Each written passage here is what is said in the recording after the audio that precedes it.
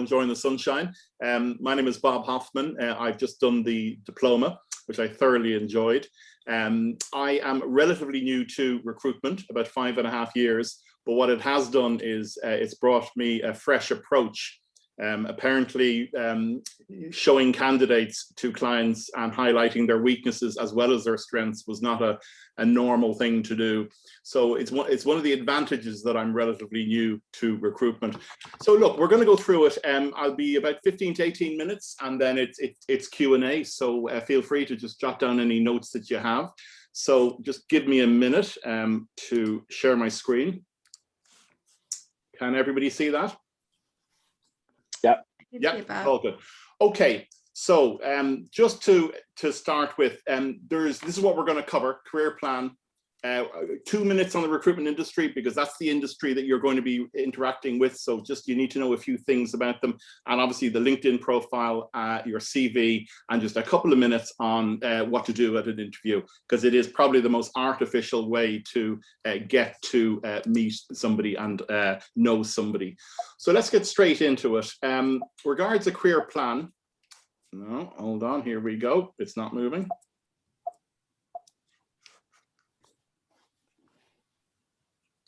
I have full sharing screen ability, don't I, Margaret? Yes, you should. Oh, there you go, for some reason. Okay, so listen, 90% of people, mid to senior, do not have a career plan. It beggars belief, because we all spend our lives doing cost analysis, competitor analysis, budgets, all sorts of forecasts. And guess what? None of us have a career plan. So if you're one of the 10% out there, feel good. If you're one of the 90%, look, you're not alone. So even a one-pager is better than nothing, okay? So, but if you have a business coach or an executive coach, they have templates that they can give you. So the first thing I'm going to give you today is a free one. If you go to vistapeople.ie and look under the candidates tab, there's you just put in your name and you can download a free career plan. Anybody who knows me, I don't do corporate speak. So it's plain English, it's not rocket science, 5 or 6 pages.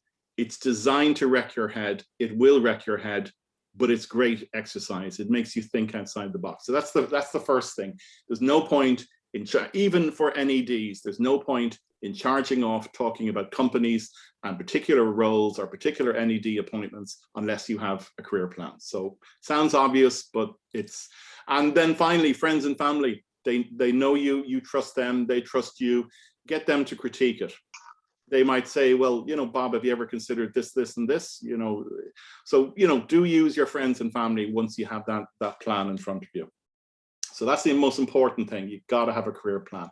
Now, very briefly, the recruitment industry, as I say, I'm only 5.5 years in it, doesn't enjoy great reputation. And the reason for that is there's 2 parts to the recruitment industry: the contingency versus the retained.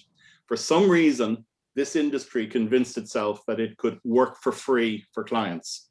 So this is where no full, no fee. An employer will hand the same job brief to 4 or 5 different agencies, and surprise, surprise, they don't get paid unless they land a candidate, and it leads to fairly shoddy work practices. And would you blame them? Would you work for free for 2 or 3 months on the maybe that you've secured a fee? Anyway, the good news is you don't want to deal with the contingency end of the market. That's the traditional high street recruiter. They do high volume, junior to mid-level roles, which none of you are interested in. So that's the good news. You are only interested in the executive search firms, and they are the ones who get retained. They sign a contract, it's binding, and they're hired to basically start, middle, and end until the person has signed their employment contract and has started. So that's the good news. My advice is choose 3 and build a relationship with them. No more. One or 2, you're putting too few eggs in too few baskets, and 5 or 6 is just you're stretching yourself. So that's it. Just choose 3 executive search firms and get to know them. They should get to know you. I would add that at your stage of your career, it's probably only about 50 or 60% chance that the recruitment industry is going to get you an NED role. The other part of it will be your own network. And then the minority is employers who will reach out directly. organizations who will contact you directly. That's about a third. So recruitment industry is still the biggest. The search firms, 50, 60%, your own network, 10 or 15, 20%, and then the remainder is actually direct. But there's no harm just for you to be aware of the dynamics of the recruitment industry. So LinkedIn, unfortunately, they have a monopoly. There's a German company called Zing, Z-I-N-G. I think in 2 or 3 years, they will start to put some manners on LinkedIn. But unfortunately, it's a global monopoly. You have to deal with them. My advice is some people's profiles have too little information. Other people go completely overboard and have war and peace. So there is, like your granny used to say to you, everything in moderation. So middle of the road, not too much. Really on your roles, and we will pull up a couple of profiles now shortly, but on the roles, it's really only your most recent one should have any meat to it. The rest of them really should be just 2 or 3 sentences.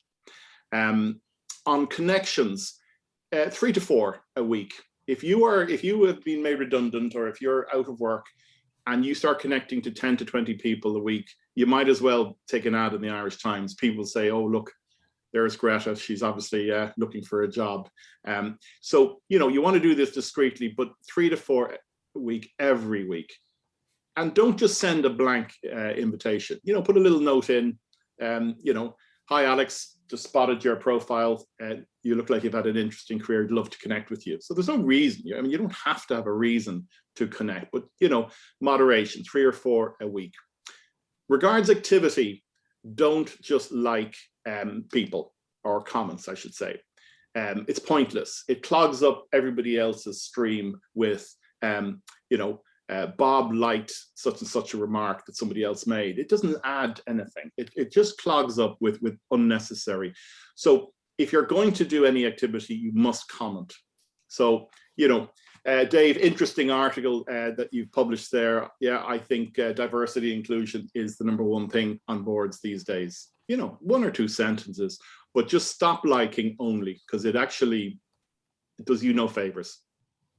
The biggest thing I'm going to show you today is if you're ready that you want recruiters to start approaching you, you need to change your settings to open to work. Now, LinkedIn keep changing the terminology here. So let me just show you how to do that. So bear with me. So this is a system where you go into your settings. Okay, here it is here. Now, it's hard for me to show you because I can't show you anybody's real profile other than my own for privacy reasons. And it's hard to show you how to do it. Basically, you go in here to me and you go down to view profile, and this is what you're putting up. So I'm doing it. So just because I'm in recruitment doesn't mean, I mean, I did this course because like you, I wanted NED roles. So I put down non-exec director, board member. Now, I think you can put up to 6 roles. So say you're a health and safety manager, you can put up 5 or 6 variations of health and safety manager. You can put up Dublin, Galway, Sligo, EU, whatever the global location is. I'm open to work. My recommendation is don't put immediately. It's a bit needy. Just put flexible, you know, I'm casually looking. Obviously for NED roles, by default, it's contract or part-time. And that's it. Now, there's an option here where people using LinkedIn Recruiter. So effectively, this is the executive search companies. This is an exceptionally expensive license that we buy off LinkedIn to show us people who are putting their hand up.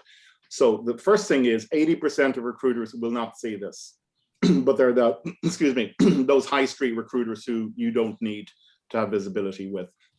So really, it's only the executive search. And second of all, the obvious question, if you work for IBM, do IBM HR and IBM recruiters have this license, and will they see that you're putting your hand up to other recruiters? No, I mean, LinkedIn would be out of business if they did that, because you're breaching privacy. But so just make sure that you get your settings right. So once you click on that and you hit save, within about 12 hours, the algorithms will come into play.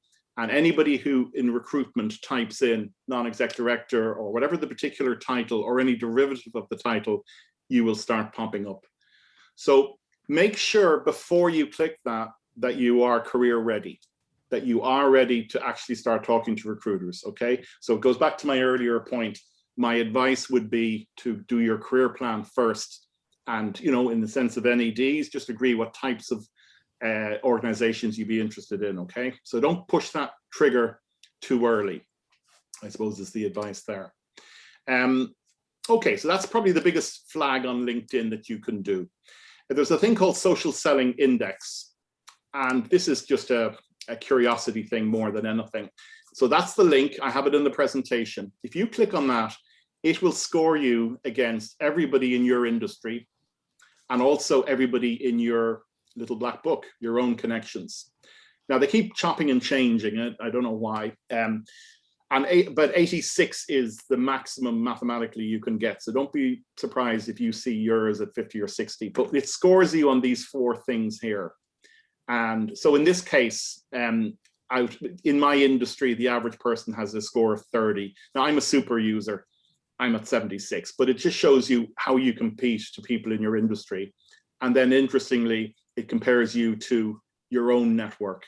And again, my network on average is 49% and I'm at 76. So I'm in the top 1 or 2 or 3%. But and it just shows you, and it's something worth doing. Take a screenshot of it, and as you engage with LinkedIn more and more, so for example, engage with sites, so that if you keep liking people, that's not going to move. If you put up the odd comment, that will start to climb up. Finding the right people, again, is doing searches. So I don't quite know the mathematics of the algorithm behind it, but you can see what they're doing. They're effectively scoring you. Nobody sees this except you, but it is a good way of seeing how good or bad you are on LinkedIn. Regards the insights, one trick is you want to put up some interesting content. So we'll just jump into the stream now. So video has fast become the main thing. So everybody knows Paul Lanigan. He's brilliant at it. But there's more video, more video. It's so easy to put up an article. Photographs are great, but if you don't have content to put up, what's wrong with you going into the Irish Times this morning, seeing an interesting article to do something related to business, and just copying the link? So it's not plagiarism, you're giving full credence to the Irish Times, and you just put it in.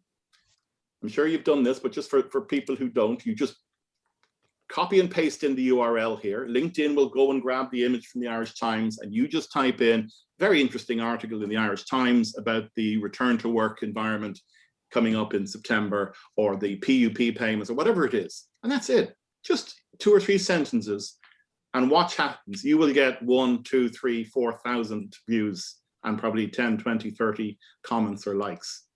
And all you've done is copied a URL from a reputable organization like the Irish Times.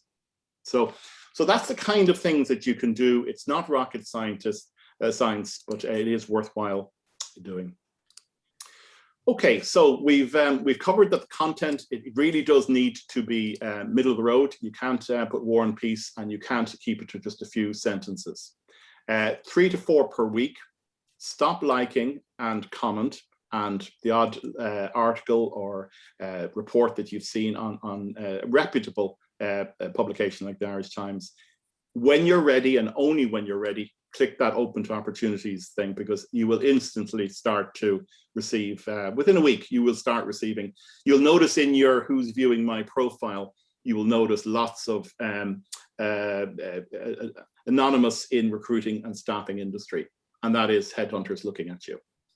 And then it's interesting just to keep that score. It'll move, it'll be slow, but it will move. So we've looked at that. That's what my profile looks with that open to work. Now I'm complicated because I'm also on the other side of the coin. I'm hiring. So that box over to the right is roles that I'm currently hiring for. That's one I have up at the moment. So you can see I've got 4 different titles, and that's a person I'm interested in at the moment. And I found them specifically because of that. Okay, your CV, it is still very valid. LinkedIn is number 1. Your paper CV is very much a poor second cousin, but it is still vitally important. And here's the thing, we've all forgotten what the purpose of the CV. It has one purpose and one purpose only, and that is to get you the interview. So it's there pure, you need it to just tease the recruiter or the hiring manager to say, wow, this lady looks really interesting. I'd love to get her in to meet the hiring manager or to meet me. So once you view it like that, you stop putting War and Peace into it. The most impressive CV I ever had was a gentleman who was a VP for Northern Europe for a big American facilities company. He had 8,000 staff in 9 countries. His CV was 3/4 of 1 page. Now, any shorter is verging on arrogant, but you know, there's 100 different opinions out there about CVs. But if you ask every single recruiter, the golden rule is the 2-page rule. If you can't tell your story in 2 pages, you're doing something wrong. We're going to look at a couple of CVs now. Design and color. So again, you got to make things easy for recruiters. They've got 50 CVs on their desk. So here's a little trick. So we're going to look at 2 CVs, and these are real CVs that I've obviously changed. So this is a real CV. I've obviously it's now Elon Musk. So a little bit of color doesn't kill. Nice modern font, and guess what? 2 pages. He's made it easy for me because I can click on his email address because I want to reach out to him. And here's the real click, the real advantage. He's got his LinkedIn profile. So I click on that, it'll bring me directly from the PDF document. It sounds something small, but honestly, you got to make yourself easy for the recruiters to work with. So it's got a nice paragraph at the front, just describing what he does, areas of expertise, and then his career. Even this one could be 10 or 15% less wordy, but it's just one that I spotted that it's a nice looking document. I mean, you know, just to have 4 or 5 pages of Times New Roman with nothing hyperlinked, no design, no color. It's the same information. And here's a class example. Everybody says to me on this next one, wow, what is your eye drawn to? Your eye's drawn to that little piece of color and the guy's details. And it's just wonderful. It's very brief. Again, 2-page rule, nice modern font. Now it looks better here at my end. You know, I've kind of had to squash it to get it for you, but it's so simple in design. So you got to start thinking about your CV as less is more, and that it really is just teasing. So again, I stress that is make-up information, just in case any of you are thinking. So the CV has to be a tease, and the golden rule is 2 pages. Now, the one thing when it comes to design, do not go to those design consultants who'll charge you 400 euros and they'll have icons all down one side and they'll have boxes and they'll have graphs. Because when you send that in, it looks really interesting. But a guy like me has to go in and copy and paste the text out to put it into our profile, because we never send a CV. We send our own document, and it's about 1/3 of it is your CV. The rest of it is our view of you. It's narrative, it's scoring boxes, it's links to your social media postings.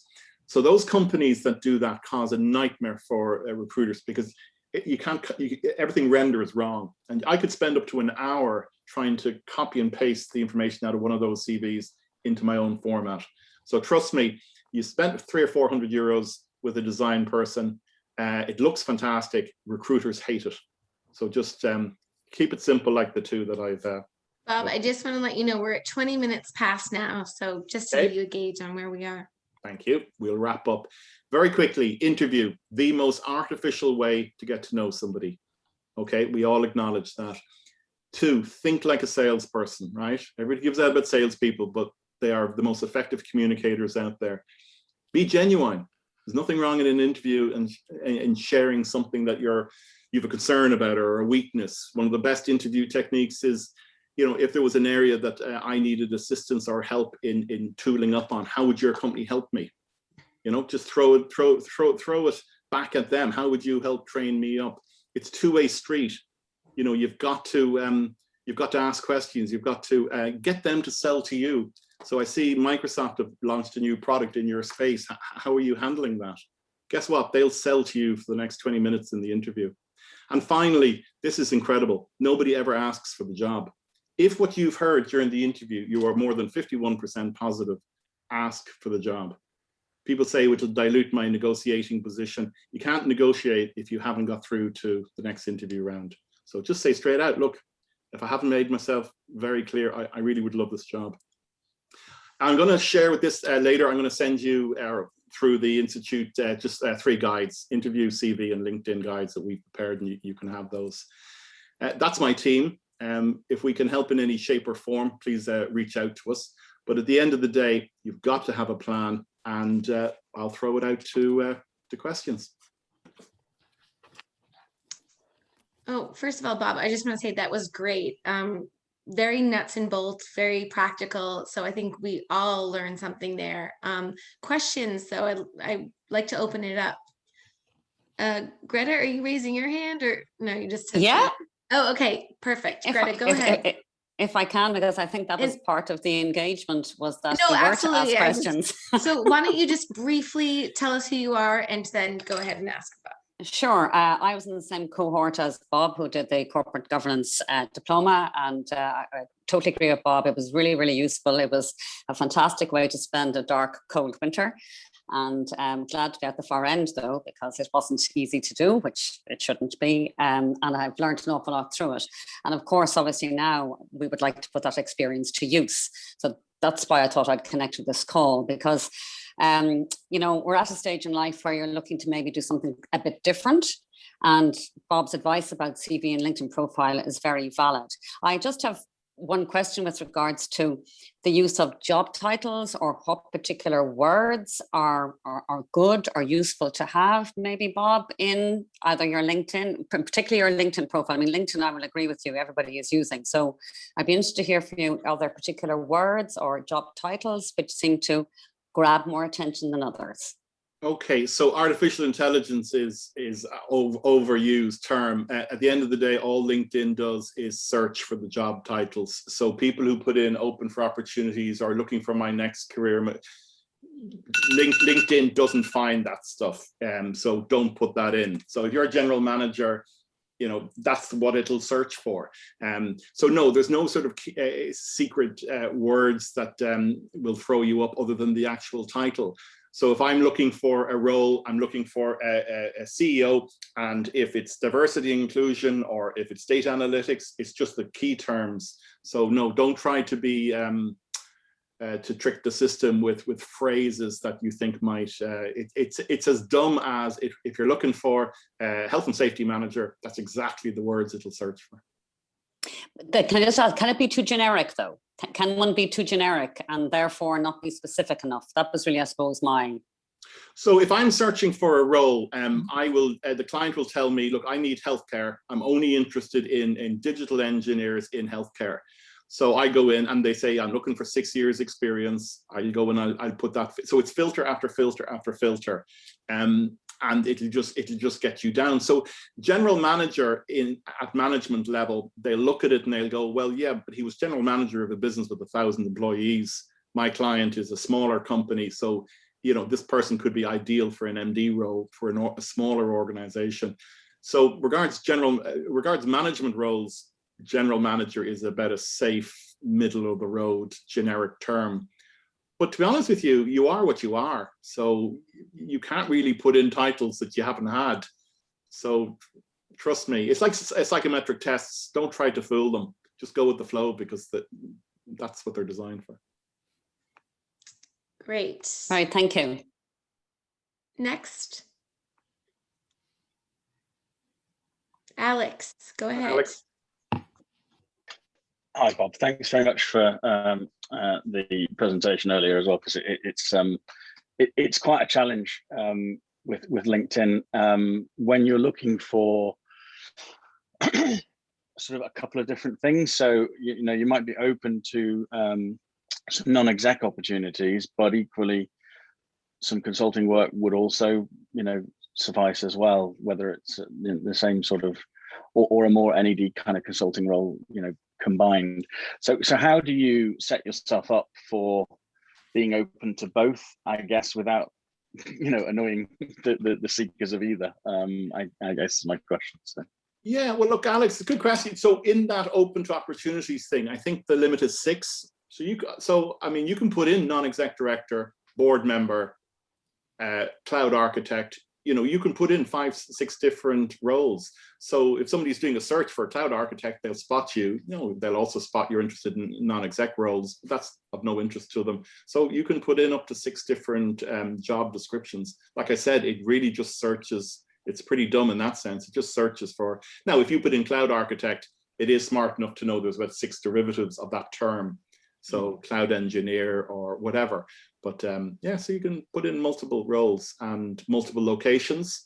You know, throw the net further. People who just put in Dublin are really missing a trick, especially now with this whole new remote working thing. So multiple locations, multiple job titles for sure. And then I suppose my follow-up to that is people who are, you know, it would be their first NED role. What's your sort of view on positioning your profile for that opportunity so that you can demonstrate that that's something that, although you haven't had an NED role yet, you're looking to, you know, establish yourself in that world? Well, I suppose, I mean, this is where I'm in the same boat as you. Just because I'm a recruiter, my own personal career plan is within the next 4 years that I want to have 2 NEDs under my belt. Now, my first one I've secured. It'll be a not-for-profit. It's a large Dublin school, and I hope to go onto the board in October. Apparently, not-for-profit, and this is where the Corporate Governance Institute are teaching us. So not-for-profit and are highly regulated because invariably they're charity organizations. So they're highly regulated. You really earn your money, and that's the point. They don't usually pay a fee. So, I mean, I can't advise. My advice is you need a qualification. So I'm advising all the people that I'm looking for, you need a qualification. I've done about 20 NED roles, including 3 chair roles. They don't actually pay that well for recruiters, believe it or not, but you're mixing with a really interesting community. So it is well worth doing. So just because I fill NED roles, not as many as I'd like, doesn't mean that I am myself. So I'm actually trying to find other recruiters who will reach out to me or companies directly. But going back to your original question, you can't go onto a board if you don't have some sort of corporate governance training. So Institute of Directors, Corporate Governance Institute, there's 1 or 2 others. That's the first thing. The second is, what I'm learning is, you really do need some practical board experience, and nothing beats an NGO or a not-for-profit because they're so highly regulated. So if you can survive in a school or a charity or whatever, you know, when a private sector company comes along, it'll be a walk in the park regards the red tape aspect of it. I can only share my own experience, but I began by sitting on in an independent non-exec role, a sports body. There was no remuneration in it. It was outside of the jurisdiction. I did it for 2 years, but it gave me the credentials to be able to have conversations with people about future roles. And I now have, I think, 10 NED positions outside of my day job in the non-regulated space. They are challenging. They take a lot of time. They are paid, and they don't come without risk, as we learned all too well through our own learnings through the Corporate Governance Institute. But the rationale around the qualification at least gives you the academic foundations for applying for roles. But I'm a firm believer it still comes out of your network rather than through a process of application. I was turned down for 2 NED roles in sport in the last month, one with Sport Ireland and one with the Olympic Federation. No idea why. One was through Recruiter, one was through the public state boards. You know, honestly, I'm not that bothered because neither of them pay, and they would have sucked up a huge amount of my time. But again, it was to go through the process and understand how it works. And, you know, I will follow up with them at some point and say, well, where were the gaps for me? But I'll wait until after the appointments. Well, I think, David, you could teach us all a thing about NEDs. You've just described the perfect route, and you're right, you should ask for feedback. You're entitled to it. But yeah, wait till the appointments have been made. But if you think about NED roles, as we all approach the third of our careers, you know, we're all sort of looking at that holy grail, which is the portfolio career, where you can have a contract for X days per week, or a project that lasts 3 months of a year, plus 1 or 2 NEDs. I think that's ultimately where most people are moving towards. And to get that, the first one, as David said, is a not-for-profit. There are people who go straight into boards of companies, certainly not a PLC, I would guess. Anthony and David would probably agree with that. You know, that's a very formal role and you need the qualifications. But for a small to medium-sized Irish company who they themselves are on a learning curve, to have somebody like you guys with all your experience, you're hugely valuable. But I'm guessing most of us will start with a school or a charity or not-for-profit. Bob, Great. if I may, Margaret. Yes, Eileen, go ahead. Thanks for that, Bob. Just to David's point there, being on the board of some early stage companies, would you list them on LinkedIn? I've noticed some people have. I've never done. It depends. I know certain sectors are a bit sensitive to it, others aren't. And again, it's more your personality about how much you want to shout from the rafters about your involvement with companies. I see it's an individual choice. There's nothing wrong with it. There's nothing right with it. It's certainly David wouldn't have enough space on his LinkedIn profile for all his NEDs. But I also wouldn't list specific companies because they are part of the wind down of a former Irish bank, and they are high profile. So, you know, the CV will come from completing them and exiting those structures in a positive manner, and then the work itself will be the CV rather than telling people. Yeah. But I think for most people, if you just have one or two, and unless they're, I mean, obviously that's an extreme example of, you know, businesses being wound up or whatever, but if it's just an irregular business, why not? But it's your call. It's your. I mean, certainly it's easier to get a job from a job, and certainly if they see that you've got an NED position already, it means, well, look, another business has trusted them with board, because it is all about trust, isn't it? I mean, you know, 10, 15 years ago, going on to the board was a gravy train. Now there's legal responsibilities. Like you have to think twice. And even during our cohort that we've just finished, as Margaret knows, I mean, we had the Beacon Hospital. We had, remember, there was 2 or 3 in the last, just as we were doing our course, it was as if the governance gods were giving us real life Irish examples of how it can go horribly wrong. But to answer your question, Eileen, I think it's a personal choice. For 1 or 2, I think it's a good thing. Okay, thanks. Good answer. Just to comment, like you, I'm a graduate on the diploma I did, cohort 2. Thank you for that very practical advice. The one thing I would say from my experience, and I am NED on a couple of boards, is to be selective. I think David mentioned there, you can get sucked in to a situation where, particularly in the unpaid, and they want you on the audit committee and they want you to sit on, and you end up investing a huge amount of time that maybe wasn't obvious up front. Yeah. Like I said, an interview is a two-way street, Ronan, isn't it? You're there to find out from them. I know for a regular executive role, one of the questions I advise my candidates, because I prep every one of them for every interview, is am I replacing somebody? Or another good one is, what is the average tenure of somebody in this department? Like, they can't lie to you, because if you join the job and you're told on day 1, oh no, that's not the case. So, you know, in an NED, it's a little bit more diplomatic maybe, but it's the same principle. You got to ask them the tough questions.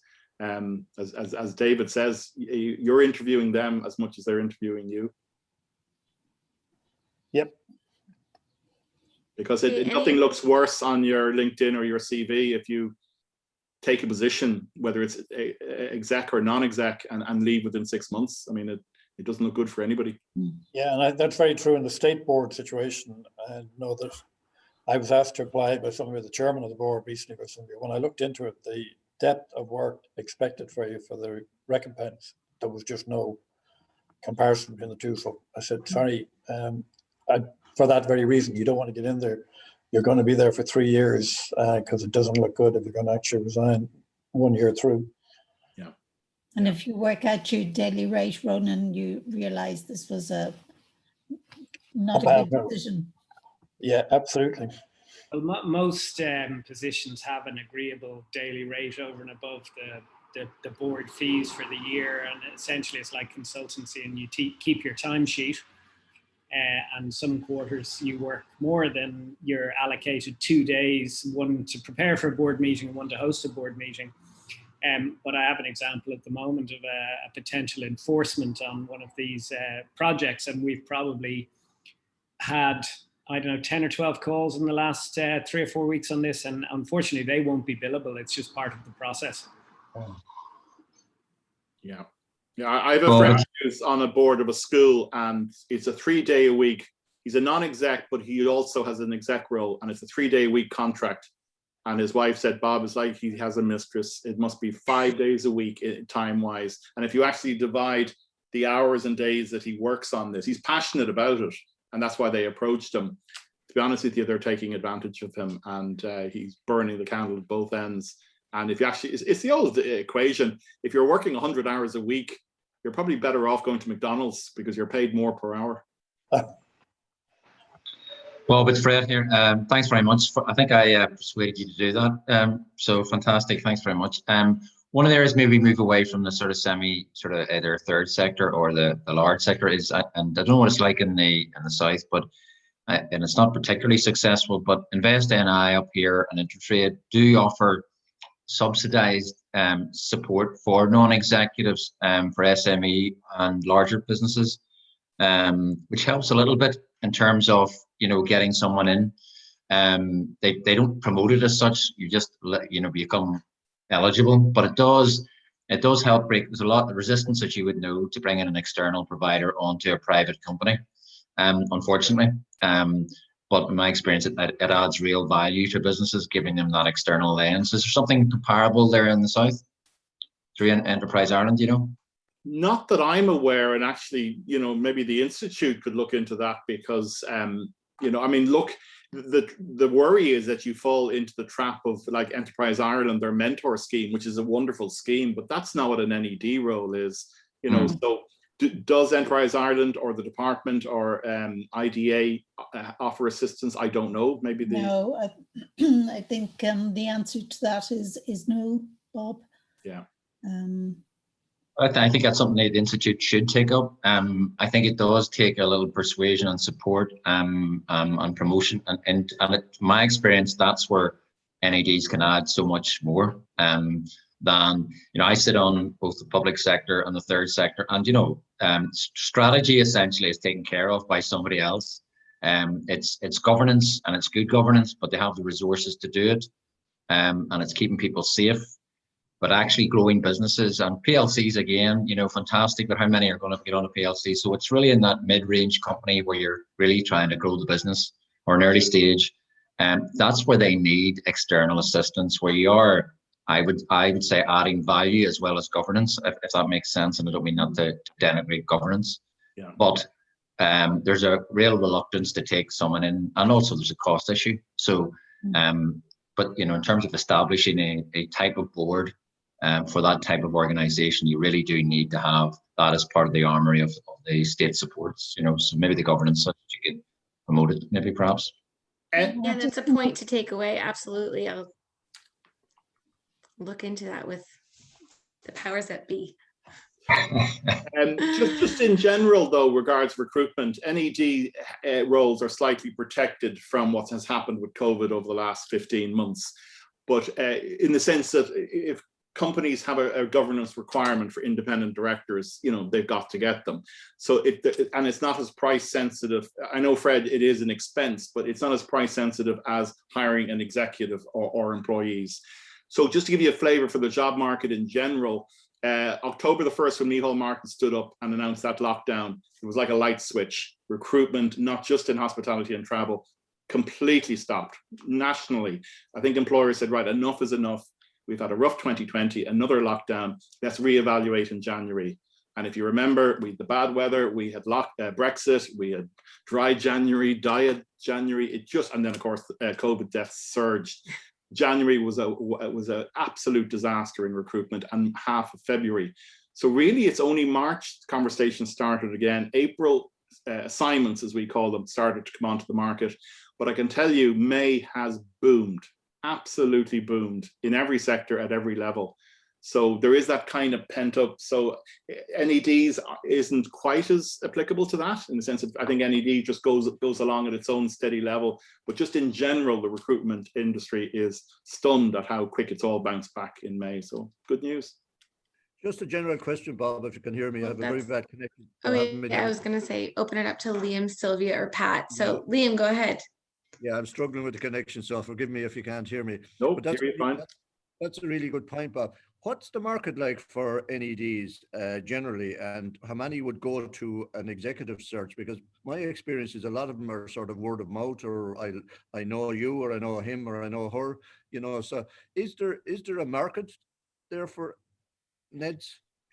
Yes, and I mean, I'll be honest with you, it's very hard to quantify. And you know, I have 3 full-time staff and 2 part-time. You know, traditionally, the World and his wife went to Merck Partners. You know, that was sort of, nobody ever got fired for buying IBM. Now Merck Partners have changed their name now. But in general, NEDs, it's very hard to quantify. So I love doing them, but I don't get enough of them. I'm always looking for business in this area. Look, nobody wants to pay a fee if they can avoid it. So yes, you're right. I would think a third of companies go directly. They do it themselves. It's not very professional. It's friends and family route. You bring somebody in and, you know, halfway through the first year, they're not performing. You know, it's how do you tell John that we hired his nephew and he's not qualified for the job? It's the same principle with an NED. So look, it avoids a fee, Liam, but it's a higher risk of the NED not working out is when companies go direct. But my guess is a third of the time companies go direct to their own networks. The other maybe 20% of the time, it's the flip side where people like us and you make it known that you're interested and you're out actively promoting yourself. And then I'd say 50% of the time it is through the recruitment industry. And of that 50%, it's 99% search companies. Rarely would a high street recruiter get involved with NEDs.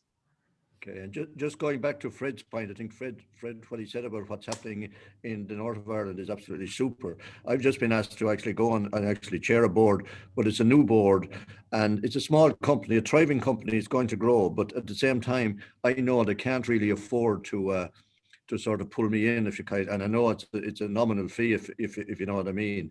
But I think it's worth chasing, you know, whatever level we do it at. If it's the CGI, absolutely brilliant that you push that, because I think a lot of smaller companies would love to be able to get some contribution from whoever this, you know, whether it's Enterprise Ireland or the state in some way. I think that's a super idea from we should learn from that.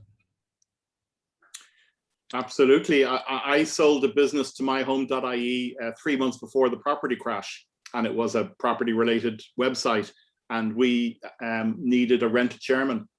So we put our word out through our network. We had no money, and we found a gentleman who said he would do it pro bono, but if something good came out of it, I'll always remember his expression, he would expect more than just a kiss on the cheek. Yeah. And we sold the business to My Home like 5 months later, and we looked after him, but he took a chance. We were a startup. So the Institute maybe could help smaller companies, put them in touch with NEDs, maybe not pro bono, but close to pro bono. Sylvia, I wonder, you're coming from the UK, aren't you? Do you have any questions related to your experiences at the moment? And Pat, you too. You're coming from the theater world, I think. So the two of you, do you have any questions? Yeah, well, I do, if I can come in. I mean, I did, you know, this course because I wanted to be a better board member. I'm on 2 pro bono boards, both of them arts boards. One of them I'm chairing. I was formerly the chair of the Arts Council, which was, you know, getting 80 million from government to distribute to arts organizations every year. So that was, you know, a huge commitment at the time and a very responsible position. But I've worked in the arts business, if you can call it a business, all my life, particularly in theatre. And it was just, and I'd always liked the idea of you know, or the possibility of going on a board, you know, maybe a startup in business. But I really didn't think, if I, you know, didn't have, you know, a background in law or accountancy or HR, I would be of any use to anyone. It was just during this course that we learned that boards now are looking for members that think outside the box, that are innovative, and that have, you know, a different experience that's not just, you know, one of the practical tools to bring onto a board. You know, so I'm interested in, you know, exploring that. But you know, I wonder, is it pie in the sky? You know, is it kind of the ideal situation? Who's going to take a chance on somebody who has my kind of experience? Mind you, I do have business experience because I run my own company. I ran a theatre for many years. So it is, you know, I have business experience as well.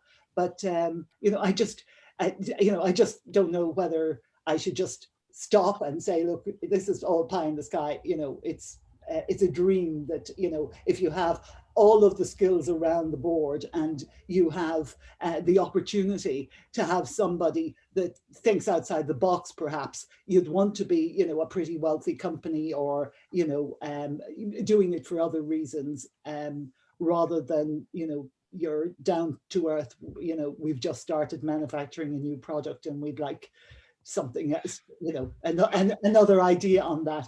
So I just, Bob, I found your presentation very interesting, and I'd love to hear what you would have to say about that. Well, Pat, I can tell you, you are a classic example, and I have to be careful with my words here, of a female who doesn't value herself. Men, if they see a job description and it has 10 items that they require, and they have 5 of them, they apply for the job. The female will look at the exact same job description, unless she sees at least that she covers 9 out of the 10, she won't. You would be a fantastic attribute to a board of any company with your experience. You ran your own business, you've been on 2 boards, so you understand the red tape and the governance aspect of it. So I hope that has come across right. I coached a lady this morning, and I said, you need to get into NEDs. And she said, oh, but what could I bring? And I said, excuse me, you are a global head of diversity and inclusion for a global American company. You're the right maturity, let's be honest. I mean, NEDs tend to have experience and maturity. You're female. Females are in demand on boards. That's what the Institute keep telling us, and rightfully so. And this lady of all, she's diversity and inclusion. So the boards are too full of accountants and lawyers and operations people, and don't have anybody who understands culture or HR or diversity and inclusion. So Pat, I say that as a complete compliment to you. You undervalue your value to a board, and you need to start thinking a bit differently. And maybe I need to find out how I can sell that to, you know, potential boards. Okay. To offer, I need to put my thinking cap hat on as to how to sell it, you know. Yeah, it's just, but I think it's more an attitude thing than I think if you like my LinkedIn program. I went onto LinkedIn just because I was advised. We were advised when we were doing the course, and it says Pat Moylan couldn't get the photograph in, didn't know how. Theatre producer. That's all. You know? So it really, so that's why I was coming along today to say. Well, Pat, if you need more assistance, then I can walk you through it someday. You know, if I'm happy to handhold you through that kind of thing, no problem. Oh, great. Oh, thank you so much. I'll take you up on that. Okay. And Pat, please link in with me after this, and we might have a chat through LinkedIn or whatever. Okay. Okay. All right. Thank you. We wish you luck. Sylvia, what about you? Well, for me, it's thank you, Bob, for the wonderful presentation. It's a little bit different in the sense that the first time I attended the corporate governance session, I was tongue-tied because I realized I could be out of my league here, because I saw quite a lot of seasoned professionals who are looking into the next stage of their career, whilst I don't know, sort of young, but I know where I want to go, and hence that's why I'm here.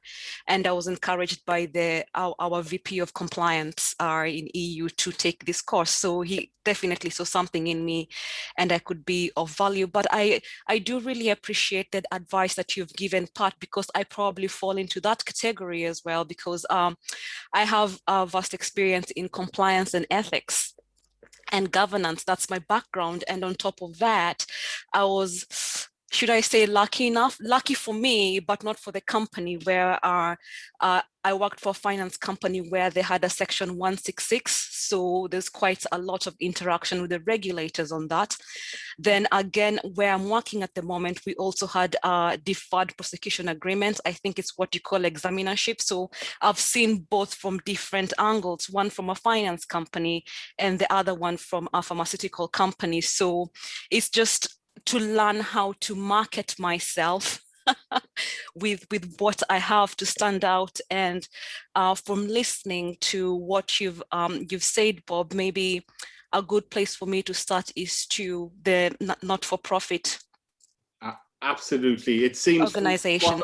From what I'm learning from the Institute, like all of us, it is the first step, is if you can land a private sector company. But to be honest with you, I think the learning of a school or a charity or whatever is probably a really good first step into NED. Can I just show, this will apply to Pat and Sylvia, just, I'm conscious of time, Mark, just want to show one thing. This is my website, right? Times have changed, so must your board, okay? I mean, it's now a wonderful photograph from 1959 or whatever. That is the boards of today. Do you know what I mean? Young, old, white, not white, male, female, highly educated, not highly educated. We don't want this. Nobody wants that. That's where it's all going. And I think, Sylvia, I think you would make wonderful contribution to a board. But yeah, maybe a not-for-profit would be your first one. That makes me feel so much better. I'd like to make a point back to Pat. I am a chartered accountant, so I'm one of those dull, suited individuals. But some years ago, I was in Carnegie Mellon University, was taking a tour of it. And the most impressive thing I saw was their entertainment technology center. And what they were doing there, I have a daughter who's an actress, I have a son who's a computer nerd. I never thought the two of them would ever meet. But they, at graduate level, were bringing computer nerds together with drama students and putting them. There's a guy called Don Marinelli. In fact, you may have met him. He taught out of Trinity College at one stage. But they had, companies were employing this unit, and they would bring drama graduates with computer nerds, and they presented with a problem like, how would Pirelli sell their new tire? Come up with a campaign, come up with a different way. And instead of lecture theatres, they had film studios. And it just blew my mind away. It was all geared towards the gaming industry, and they were hugely in demand. So the world has changed. And it just occurs to me that the board is the brains of a company. It needs left-sided thinking and right-sided thinking. Absolutely. And culture goes from the top down. So if the culture is 12 male, pale and stale guys like you and me, Ronan, you know, that's the culture that'll filter down. And I mean, look at Ryanair and Michael O'Leary. Boy, has that guy set the culture in that company, for good or for bad. But it's an amazing success company. All I know is that people say I had a PLC approach me in the aviation industry and said, Bob, we're looking for an NED. Brilliant, I love this. And this was when I first started nearly 6 years ago. And they said, we're only interested in female candidates. Now, I'd already given my fee. So I said, okay. And I had to readjust my fee up about 40%. And they said, why? You just quoted us a fee. And I said, well, you've just ruled out 80% of the talent pool if you're only interested in female. Now, that was it just shows you how much things have changed. But everybody is interested in females in particular, because I don't know what the numbers are. The Institute can probably tell us. But anyway, look, it's not just gender. It's age. You know, but the one thing the British do and the Americans do really well is they value age. In Ireland, we're atrocious. You know, 53, you're 1/3 less likely to be called for, 3 times less likely to be called for an interview than a 28-year-old. And that's for males. And for females, you're 6 times less likely to be called for an interview than a 28-year-old female. And whenever I bring that up in mixed company, people refer to the glass ceiling, and I point out that you know, recruitment is about 65% a female industry, and HR is about a 75% female industry. So this is females not putting other females forward for opportunity. But look, guys, we're nearly talking about the past, because this whole thing has changed so much in the last 3 or 4 years. I think we are talking about the past now, which is good.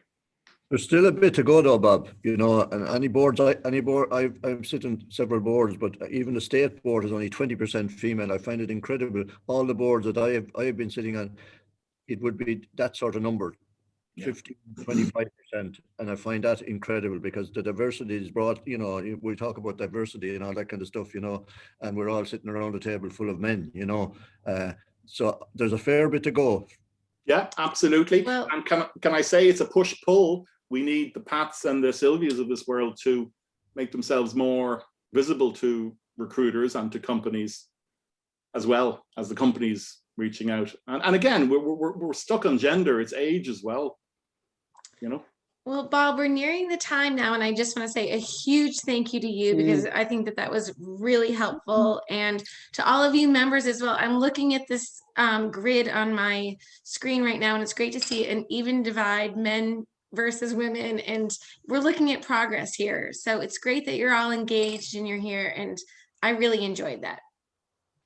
Thank you. Thank you for Thank having you. me.